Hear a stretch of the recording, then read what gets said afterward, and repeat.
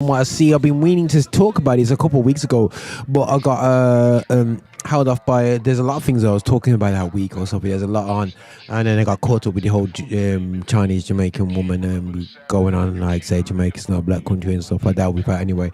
But listen, there's a video that was put out there. I'm gonna bring it up. You should be able to see now. Let's get that going on. We should be able to go and see that right now. Let me bring it up. Let's bring it up. There you are. Right, so let me get this all sorted out. But yeah, right. So basically, this video that came out I watched this cartoon called Proud Family on the Disney Channel, and we know Disney Channel is promoting everything out there, blackness with wokeness. Well, basically wokeness with LGBTQ. I don't know. I don't know about the rest of the parts there anyway. But he's preaching a lot about that at the moment. Not preaching, but kind of talking about that a lot still. So and I watch his piece now, which a lot of responses come about from this piece, black and white, that are very angry about the piece, saying it's over woke and complaining about it. But it's amazing when things are over woke when it's talking about factual stuff of the history of black people. But let's have a look at it. Let's decide how we think anyway. So I'm gonna play it and press pause and through it anyway. So yeah, you know how it goes. Okay, let's see if I can get this going on. Let me just switch mute off. Okay, so it goes. Let's turn you down, mate. Okay, guys, sorry about that. Okay, let's get this going on. This country was built on slavery, which means slaves built this country. Tilled this land from sea to sea to sea. First there was rice, tobacco, sugar cane. Then Whitney did his thing and cotton became king. And we were its soldiers, 4 million strong, fighting for America's freedoms, even though we remained America's slaves. Built this country. The descendants of slaves continue to build this. Slaves built this country. And we... So everyone had a bit of a problem so far. So far it's the truth, and it's not to say that nobody else built this country, but when you got free labor, listen, man, if you had started up a company, let me just say, if I was a founder of Asda, or started up co-op, and imagine if you had co-op and you had a house next door to co-op that could house 5 people, but you fitted 30 people that would work for you for the rest of their lives for free for the next 10 generations. And you would have to pay cost of anything apart from the scraps out of out to the co-op store or whatsoever you might just give the slaves that you got. But they're running your place for absolute free. By the time you get to the end of the 10 years and you go, I'll tell you what, we're gonna start paying people, you've made enough money. So slaves do an advantage, unless historically throughout societies, slaves have a part to play. But we do know, and I want to emphasize that, do not compare slavery in the Bible to slavery of the chattel slavery. It is something different, and I think that I'm not going to go into that, but it is 2 different things, guys. And the facts of the matter is that utilizing free labor does help build a country. The descendants of slaves in America have earned reparations for their suffering and continue to earn reparations every moment we spend submerged in the systemic prejudice, racism, and white supremacy that America was founded with and still has not atoned for. Slaves built this country. So, just on a point of atonement and reparations, there's some 2 big words there, and a bit of words that people don't like to deal with. And why a lot of people probably kick back about this is because them 2 words, reparations and atonement. Reparations are like, oh, I'm not giving them no money. I'm not giving them money for 10 generations of free labor. I'm not giving them nothing. But yet, you get reparations for 5 years of torture with the Germans. You get reparations for inconvenience of World War One. You get reparations for everything else, but you don't get reparations for slavery. The hypocrisy is right there still. Yeah, atonement. Guys. Let me be real. If atonement is on the side, oh, you're free, go through the back door and see you later. That's not, for me, that's a whack atonement.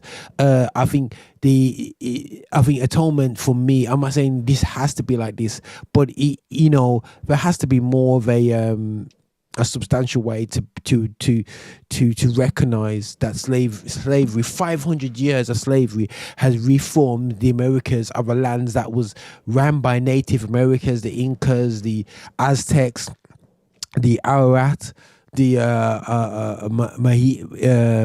so many different types of Native Americans, and to be reformed in a mad way by a few Europeans was helped by the fact that basically they could control hundreds of slaves.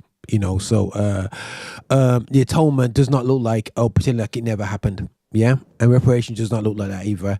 Even if you don't want to give me £1 million back for the value that we have put in my family, my lineage is put into you, the millions that we've put into you, at least, people say, Roger, but you're not American. But, this kind of correlates to, for me as an Afro slave from the Caribbeans, St. Kitts and Jamaica, it correlates to us as well. Only field hands, but carpenters, masons, blacksmiths, musicians, inventors built cities from Jamestown to New Orleans to Banneker, Washington. 40 acres and a mule. We'll take the 40 acres, keep the mule. We made your families rich. From the southern plantation heirs to the northern bankers to the New England ship owners, the founding fathers, former presidents, current senators, the Illuminati, the New World Order. Slaves built this country. I like that little line. The guy's nice. They don't want to go into the Illuminati so quite here. But no, ultimately, when we talk about slaves, 100%, very,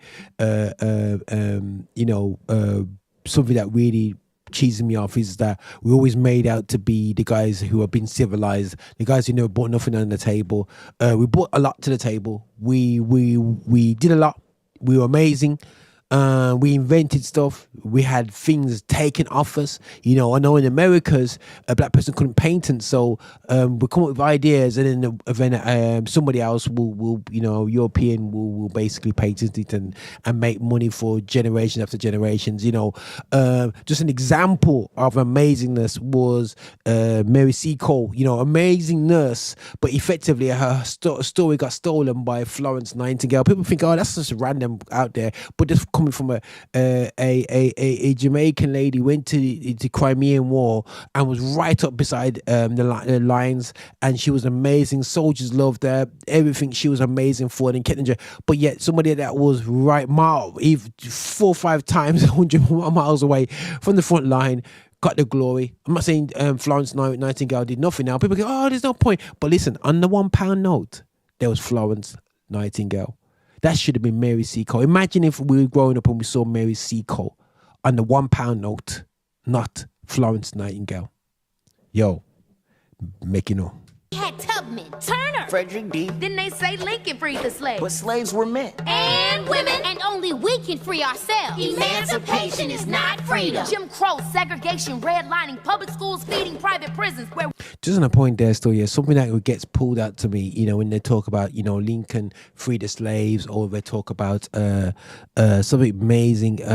We have a lot in the UK about Wilberforce, that Wilberforce this year. I'm sick and tired of this Wilberforce guy keeping getting put on this, but maybe he was the face for it, at that moment in time. It's not like he already made X amount of money from it, and I'm not saying he's a bad guy, but I just do not make it out that these guys, just because they signed the dotted line, mean that they were championing it all their lives. He benefited himself from slavery, and they benefited from it, and he didn't go the whole log of making full-on changes for slavery. If he really made it, he would have done a lot more. But you're not saying he's a bad guy. But what I'm saying is, don't throw in our faces that it's because of him while we're slaves. It's like, listen, bro, really? Let me not go into back in history anyway. But anyway, so let's carry on with this. We become slaves again as we celebrate Juneteenth for the umpteenth time. Our account is still outstanding, cause this country was built on slavery, which means slaves built this country. And we demand our 40 acres and a mule. Bump that! You can keep the mule. Keep the 40. We're taking our freedom.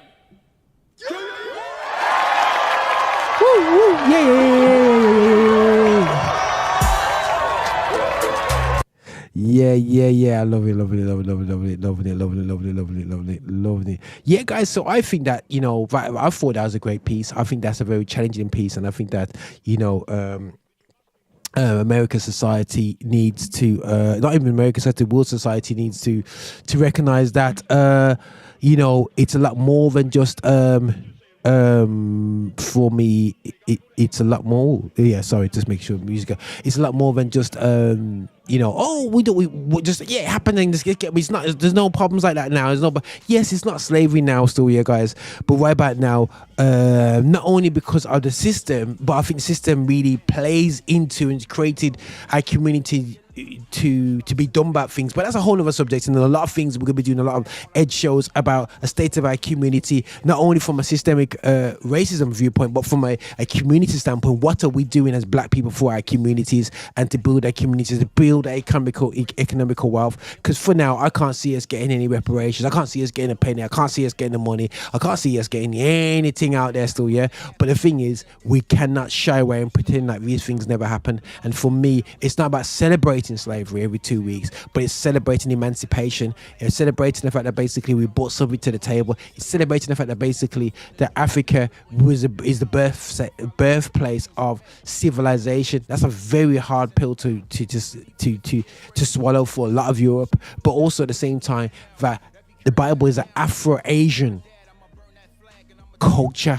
It has nothing to do with Europe. Why was it cultivated into a European community and spread around the world as a European religion? It's not a European religion. Tough. That's a bit tough on people, right, Roger? That's a bit mean, man. You don't come mean on these people, Roger, because you know. But listen, guys, we're gonna move on here. This is Roger Infinity Extra. Just put just 3 for 4 out there. You know me already, anyway. So yeah. But listen, nothing but love, my people. We're gonna hit to my boy, still hopeful. Nalalis and Dayton, still hopeful. Hi, and thank you for watching. Make sure you subscribe, you like, and you comment, and make sure that you're sharing the videos and watching so much more. We have loads of content for you. I hope you enjoy. See you soon.